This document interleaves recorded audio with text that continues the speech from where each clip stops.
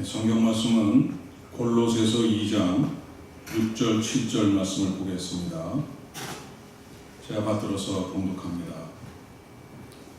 그러므로 너희가 그리스도 예수를 주로 받았으니 그 안에서 행하되 그 안에 뿌리를 박으며 세움을 받아 교훈을 받은 대로 믿음에 굳게 서서 감사함을 넘치게 하라. 아멘.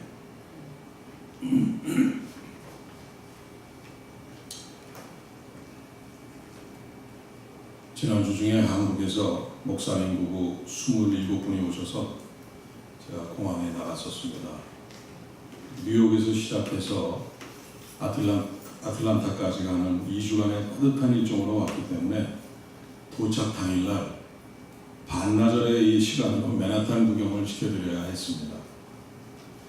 그래서 저도 같이 배를 타고 앨리스 아일랜드와 자유의 여신상 구경을 거의 20년 만에 다시 한번 할 수 있었습니다. 미국은 이민자의 나라입니다. 1800년대 말부터 1950년대까지 무려 1200만 명이 넘는 이 유럽의 이민자들이 미국에 첫 발을 딛고 이민 입국 절차를 받고 뉴욕으로 들어오던 이 게이트웨이가 바로 앨리스 아일랜드였습니다. Godfather, Once Upon a Time in New York, 이런 한 100여 년 전에 그 뉴욕을 배경으로 하는 영화들을 보시면 그 앨리스 아일랜드의 그 모습을 아주 보실 수가 있을 것입니다. 이 가난한 이민자들의 꿈과 눈물이 서려 있는 아주 역사적인 장소입니다. 또 바로 곁에 있는 이 리버리 아일랜드에는 자유의 여신상이라고 불리는 스태츄 오브 리버리가 동상이 서 있습니다. 미국이 영국 식민지 시절에 겪었던 이 전쟁과 가난을 이겨내고 미국의 독립 100주년을 기념하면서 프랑스가 미국에 이 동상을 선물로 보내준 것입니다. 1886년에 리버리 아일랜드에 설치된 이래로 오늘까지 자유민주주의의 상징이자 또 전 세계와 미국에 들어오는 이민자들에게 희망과 자유를 보여주는 미국을 나타내는 대표적 상징물이 되어와 있습니다. 근데 이 자유의 여신상 받침대에 시가 새겨진 동판이 하나 붙여져 있습니다. The New Colossus, 새로운 거상이라는 제목의 시입니다. 러시아에서 유대인 박해와 대학살을 피해서 이민 온 사람들을 위해서 엠마 라자라스라는 이 유대인 여류 시인이 쓴 시입니다. 그 시 끝부분에 이렇게 쓰여 있습니다.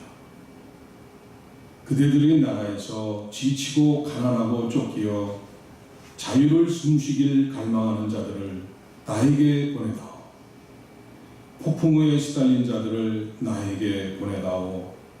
황금의 문 곁에서 나의 등불을 들어올릴 터이니.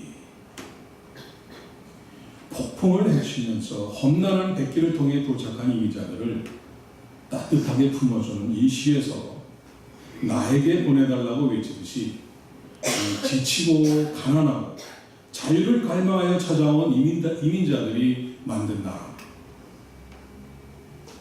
전 세계의 어느 나라와도 비교가 안 되는 가장 부유하고 강력한 자유와 평등과 기회의 나라가 되었습니다. 오늘 우리들은 이 미국에서 자유를 만끽하면서 피부색이 다르고 얼굴이 다르고 언어도 다르고 많은 다른 나라의 이민자들과 함께 섞여서 함께 조화를 이루면서 살아가고 있습니다. 이 미국은 전 세계를 향해 자유와 인권을 주창하고 악의 세력들을 앞장서서 대항하면서 전 세계의 이 평화와 자유를 지키는 평화 수호군의 이 역할을 감당하는 나라였습니다. 우리의 조국 이 대한민국이 이 공산주의의 침략 앞에 멸망의 위기에 처했을 때 무려 5만 명에 달하는 이 미국의 아들들과 이 아버지들의 희생을 감수하면서도 대한민국을 죽음에서 구해내어준 아주 고마운 나라입니다. 오늘의 대한민국이 있도록 많은 힘이 되어줄 뿐 아니라 아직도 3만 명의 미군을 한국 땅에 주둔시키면서 한국의 평화와 안전을 지켜주고 있는 진정한 이 대한민국의 형제국가라고도 할 수 있습니다. 이렇게 온 인류의 평화와 상호 공존을 추구하는 위대한 미국이 이제 3일 후 줄라이 4th 독립 242주년이 되는 인디펜던스 데이를 맞이합니다. 오늘 저희는 맥주절을 감사하는 예배를 드리고 있지만 미국에 이민 와서 뿌리내리며 살아가는 이민자로서 미국의 독립기념일을 함께 기념하는 감사예로 드리고 있습니다. 맥주절은 이스라엘의 3대 절기 중 두 번째 순서에 있는 절기입니다.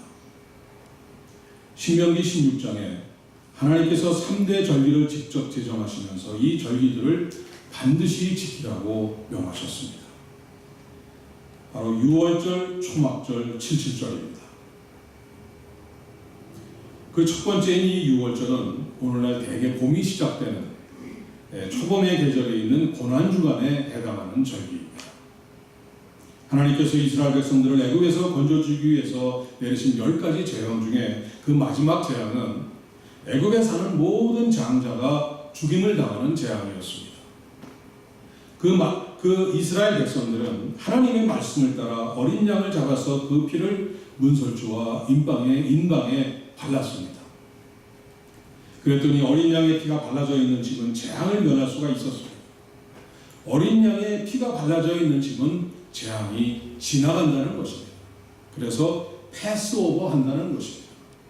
이것이 유월절의 유래입니다.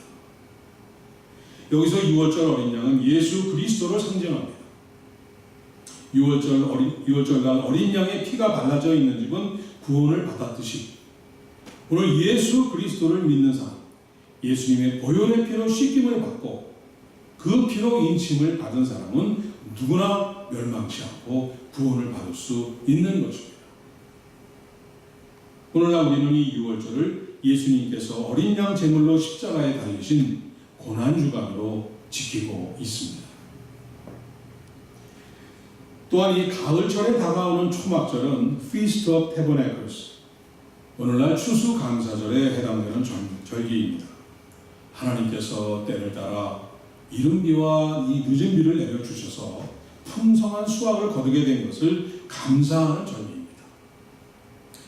이때가 되면 이스라엘 백성들은 광야로 나가서 종려나무 가지로 초막을 짓고 일주일을 지냈습니다. 그리고 일주일 후에 다시 집으로 돌아와서 광야에서의 이 초막 생활과 현재의 삶의 모습을 비교하면서 하나님께 감사의 제단을 쌓습니다.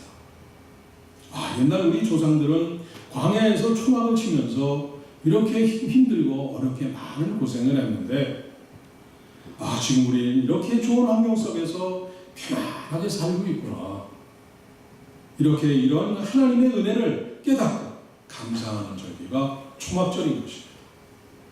바로 오늘날 이 절기를 우리는 추수감사절이라고 부릅니다. 자, 그리고 칠칠절은 오늘 우리가 지키는 맥주절, Feast of Harvest입니다.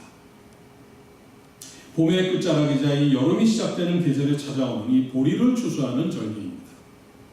유월절이 지난 후에 7주, 그러니까 7일씩 7주, 49일이 지난 50일째 되는 날에 지키는 절기라고 해서 칠칠절이라고도 하고 또 50일째 되는 날이어서 오순절이라고도 합니다. 특별히 신명기 26장에는 이 맥주절에 대한 아주 구체적인 말씀과 뜻이 기록되어 있습니다. 당시 이스라엘 사람들이 지켰던 맥주절에는 다음과 같은 3가지 아주 중요한 의미가 나와 있습니다. 첫째는 가나안 땅에 이르게 된 것을 감사하는 것입니다. 신명기 26장 3절에 맥주절을 지키는 자세를 이렇게 말씀합니다. 그때 제사장에게 나아가 그에게 이르기를 내가 오늘 당신의 하나님 여호와께 아뢰나이다. 내가 여호와께서 우리에게 주시겠다고 우리 조상들에게 맹세하신 땅에 이르렀나이다 할 것이요. 이 말씀을 한번 자세히 보시기 바랍니다. 여호와께서 우리에게 주리라고 맹세하신 땅에 이르게 하신 것을 감사한다는 것입니다. 우리가 풍성한 수확을 거두게 한 것을 감사한다는 것이 아닙니다. 무엇을 거둔 것을 감사하는 것이 아니라 이렇게 심고 거둘 수 있는 땅에 이르게 하신 것을 감사하고 있습니다. 노예의 신분이어서, 과거에는 노예의 신분이어서 내가 비록 아무리 땀을 흘리고 고생을 하면서 일구었어도 결국 그 수확을 거두었을 때는 주인에게 바치는 거로 끝이 나는 그런 노예였었는데, 이 노예의 신분이 아닌 내가 뿌린 것을 내가 거둘 수 있는 자유와 이 약속과 기회의 땅으로 인도하신 것을 감사한다는 것입니다. 따라서 오늘 맥주절을 지키는 우리의 자세도 이렇게 한번 생각해 볼 수 있습니다. 무엇을 주셨기 때문에 감사하기도 하지만 하나님의 은혜로 구원받고 하나님의 자녀로 사는 것을, 신분이 변화가 된 것을 감사하는 것입니다. 죄에 묶여있는 노예의 땅이 아니라 구원받은 은혜의 땅을 밟고 사는 것이 감사하는 것입니다. 지금 내가 서 있는 자리, 하나님의 자녀로 사는 위치가 바로 감사의 조건이라는 말씀입니다. 이것이 맥주절을 지키는 자들이 갖추어야 할 이 첫 번째 자세입니다. 두 번째는 처음 것을 하나님께 드리는 것입니다. 신명기 26장 10절은 여호와여, 이제 내가 주께서 내게 주신 토지소산의 일들을 만물을 가져왔나이다 하고 너는 그것을 내 하나님 여호와 앞에 두고 내 하나님 여호와 앞에 경배할 것이며. 여기 토지소산의 만물을 먼저 드린 후에 예배드리라고 하십니다. 여기서 만물이라고 하는 이 히브리어 단어 레시트는 모든 것의 첫째 것, 이 첫 번째 것을 가리키는 단어입니다. 시간으로 친다면 첫째 시간, 열매로 한다면 가장 먼저 익은 열매, first fruit을 가리킵니다. 무엇이든 가장 처음이 되고 가장 좋은 것을 이 만물이라고 표현을 합니다. 이렇게 가장 처음 되고 가장 좋은 것, 이 모든 것이 하나님의 것이라는 의미를 담고 있는 것입니다. 하나님이 제일 우선이라는 것입니다. First priority라는 것입니다. 따라서 맥주절을 지키기 위해서 이 자리에 모인 여러분은 이러한 그 자세를 가져야 됩니다. 내가 가진 모든 것이 하나님의 것입니다. 내가 가진 시간도, 내 건강도, 내가 가진 모든 재물도, 내 생명도 하나님의 것입니다. 이러한 고백을 할 수 있어야 된다는 것입니다. 이런 자세를 가지고 가장 처음 되고 가장 좋은 것을 하나님께 제일 먼저 드리고 하나님 앞에 경배 드릴 때에 하나님께서 기뻐 받으시는 맥주 감사 예배가 되는 것입니다. 세 번째로 이 맥주절은 하나님께 받은 은혜를 이웃들과 나누는 것입니다. 신명기 26장 11절은 내 하나님 여호와께서 너와 네 집에 주신 모든 복으로 말미암아 너는 레위인과 너희 가운데에 거류하는 객과 함께 즐거워할지니라. 하나님께 감사하는 동시에 그 기쁨을 이웃들과 함께 나누라고 말씀을 합니다. 땅을 분배받지 못하고 기업으로 분배받지 못하고 오직 성전만을 돌보면서 가난하게 사는 이 레위 족속들과 나누며 위로하라는 것입니다. 어려움 속에 있는 이웃들과 집과 가족과 떨어져서 외로이 사는 나그네들을 외면하지 말고 그들을 초대하고 불러서 찾아가서 보살펴 주라는 것입니다. 하나님께서 내게 주신 복을 나만 누리는 것이 아니라 이웃과 나눌 수 있을 때에 진정으로 하나님께서 기뻐 받아주시는 맥주 감사절이 되는 것입니다. 하나님이 이처럼 세 가지 중요한 뜻을 맥주절을 통해서 가르쳐 주시고 이를 통해서 이를 지키면서 감사히 여기면서 감사의 제사를 드리는 여러분을 통해서 하나님께서는 영광 받으시기를 원하시는 것입니다. 우리는 다른 사람에게 받은 은혜를 쉽게 잊어버리는 존재입니다. 내가 다른 사람에게 은혜를 베푼 것은 잊지 않고 기억하고 있습니다. 왜냐하면 내가 저렇게 좋은 은혜를 베풀어 줬는데 저 사람이 언제 저것을 갚나 한번 보자 하고 잊어버리질 않습니다. 그런데 은혜를 받은 것, 은혜를 입은 것은 금방 잊어버립니다. 더구나 하나님께 받은 은혜는 아주 당연한 것으로 생각하기 때문에 그렇게 많이 받았는데도 뭘 받았는지도 제대로 기억하지 못하고 잘 생각을 못하고 있습니다. 지금 한번 여러분의 마음을 한번 살펴보십시오. 내 마음이 진정 감사함으로 넘쳐나고 있는가? 아니면 내 마음이 아직도 늘 부족하고 뭔가가 더 필요한 마음만 가득한가? 머릿속에 이 계산기를 두들기면서 늘 아쉬운 마음만 가득하지 않은가? 한번 생각해 보시기 바랍니다. 그러나 우리 하나님께서는 우리들의 생각과 우리들의 심령까지도 감찰하시는 분이라는 것을 잊지 마시기 바랍니다. 오늘 본문이 포함되어 있는 이 골로새서는 이 사도 바울이 흔들리고 있는 골로새 교회를 바로 세우기 위해서 골로새 교인들에게 보낸 이 편지입니다. 당시 외적으로 골로새 교회는 많은 이단과 이 변질된 세속적 이 사상의 도전을 받고 있었습니다. 또 내부적으로도 믿음의 중심이 없어서 심각한 갈등과 분열을 일삼고 있던 그러한 아주 위기의 상태에 있었던 골로새 교회였습니다. 이에 바울이 이 골로새 교인들에게 제시한 강한 권면의 말씀이 바로 오늘 본문인 것입니다. 우리 다 같이 본문 6절, 7절을 한번 한 목소리로 읽습니다. 그러므로 너희가 그리스도 예수를 주로 받았으니 그 안에서 행하되 그 안에 뿌리를 박으며 세움을 받아 교훈을 받은 대로 믿음에 굳게 서서 감사함을 넘치게 하라. 여러분이 진정 예수 그리스도를 주로 받았다면 이 영어 성경의 주를 로드라고 표현을 했습니다.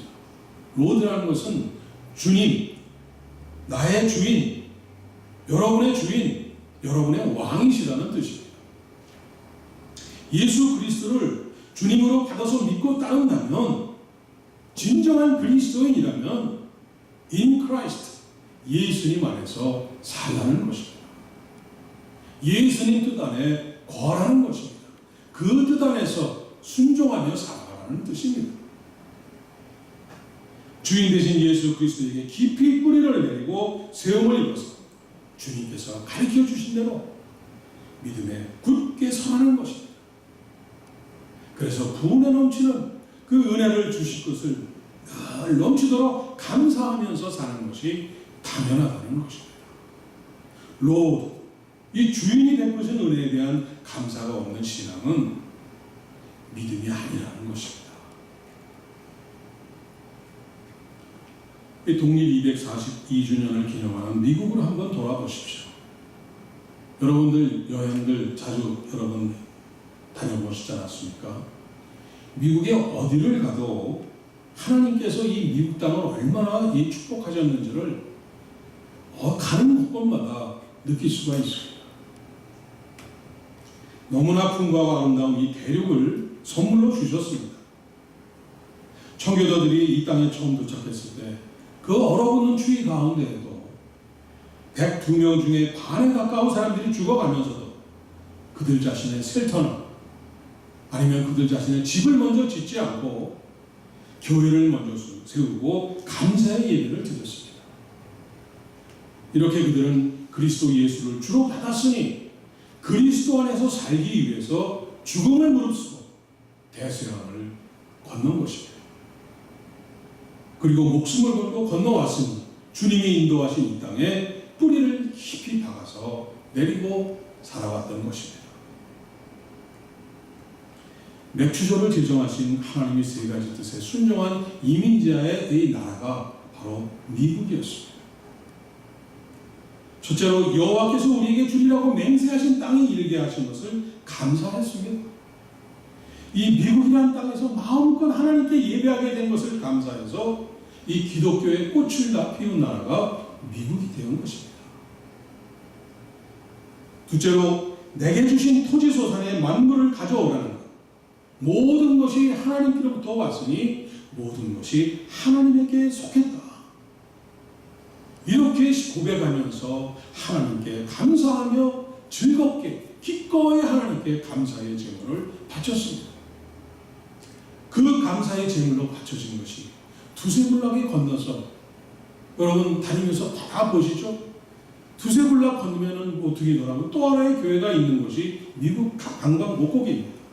교회를 세우고 또 그 모여진 그 바쳐진 제물로 인해서 신학교들을 세우고 선교사들을 양육하고 선교사들을 전 세계로 파송을 한 선교 대국이 되었던 것입니다. 셋째로 주신 복을 감사하여 기쁨을 이웃들과 함께 나누려고 하신 뜻에 따라서 못 먹고 있는 이 가난한 나라들에게 무상 원조를 제공했고 경제 원조를 아끼지 않은 그러한 미국이었습니다. 이렇게 하나님의 뜻에 따라서 감사하고 나누고 베풀었을 때 미국은 전 세계의 어느 국가도 감히 넘보지도 못하고 따라올 수도 없는 그러한 유일한 초강대국으로 우뚝 서는 은혜를 입은 것입니다.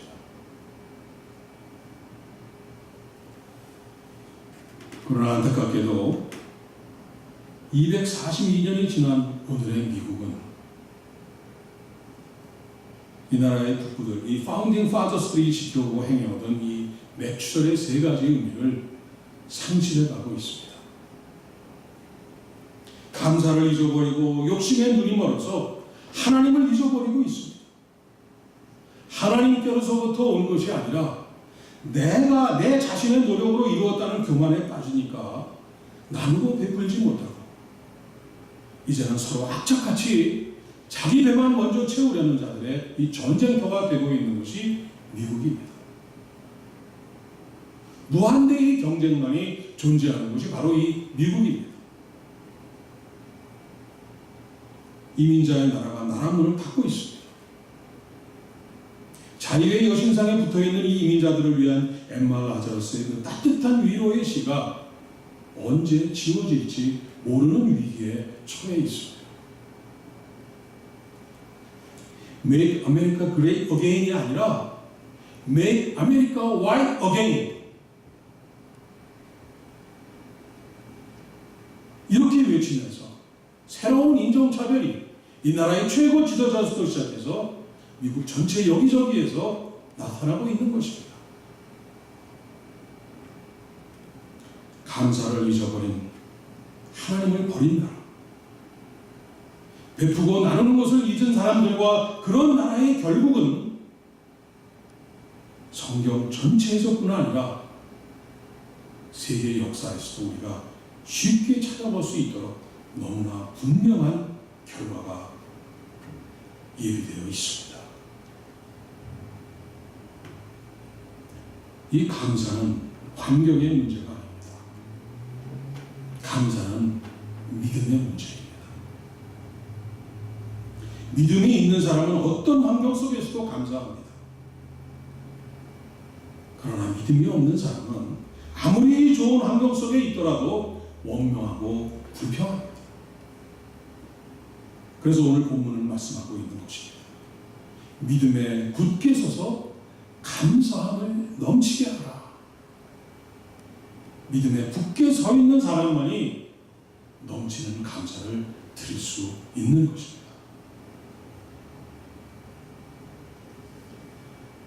여러분 잘 아시는 이 자동차 왕이었던 헨리 포드는 믿음이 아주 좋은 그런 아주 신실한 그리스도인이었습니다.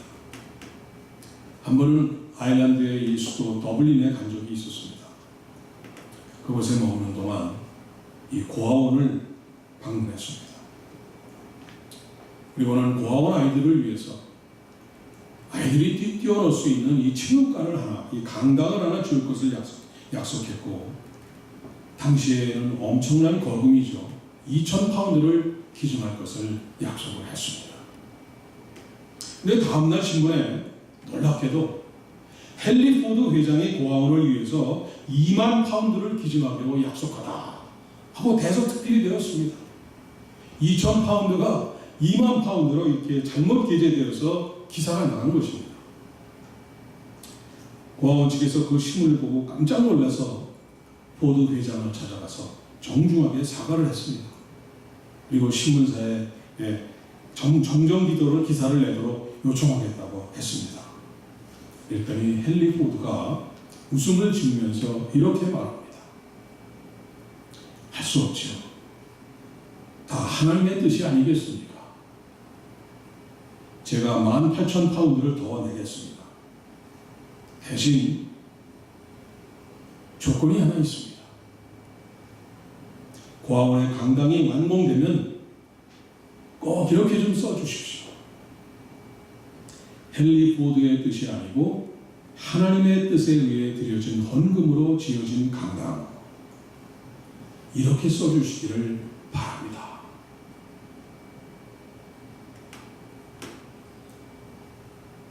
감사함을 넘치게 하는 것이 매추절을 제정하신 하나님의 뜻입니다. 우리를 향하신 하나님의 은혜가 넘치는 것처럼 하나님을 향한 우리의 감사함도 마땅히 넘쳐야 되는 것입니다. 감사는 낭비가 아닙니다. 감사는 언제나 축복의 전주곡이 되는 것입니다.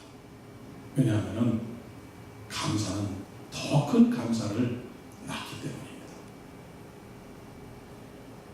사랑하는 여러분, 오늘 우리는 2018년도 전반기를 인도하신 에베네셀의 하나님께 감사드리면서 맥주 감사절을 기념하면서 성찬식을 거행하려고 합니다.